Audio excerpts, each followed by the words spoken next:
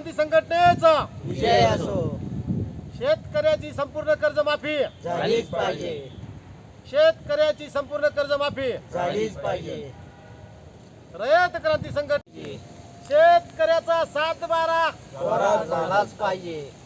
रयत क्रांती संघटनेचा विजय असो.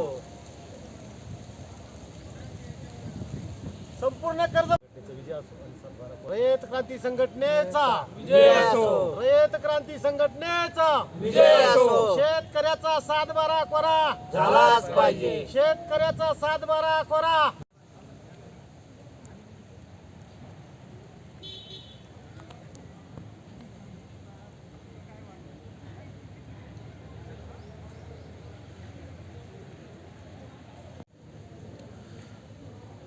राज्य सरकारनं विधानसभा निवडणुकीमध्ये जाहीरनाम्यामध्ये शेतकऱ्यांचं कर्ज पूर्ण माफ याची घोषणापत्र सादर केलं मतदारांसमोर. त्यामुळे त्यांना जनतेने भरभरून मताने निवडून दिलं.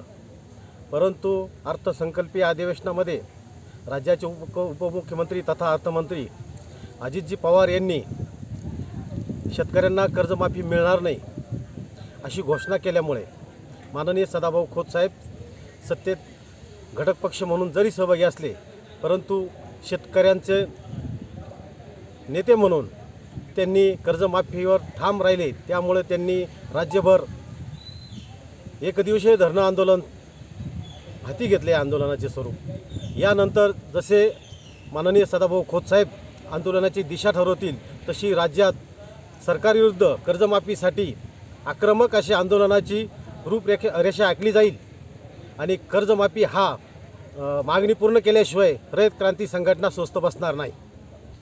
आज प्रांत कार्यालयासमोर रयत क्रांती संघटनेच्या वतीने धरणे आंदोलन कर्जमाफीसाठी सोयाबीनला 600 रुपये भाव मिळालाच पाहिजे.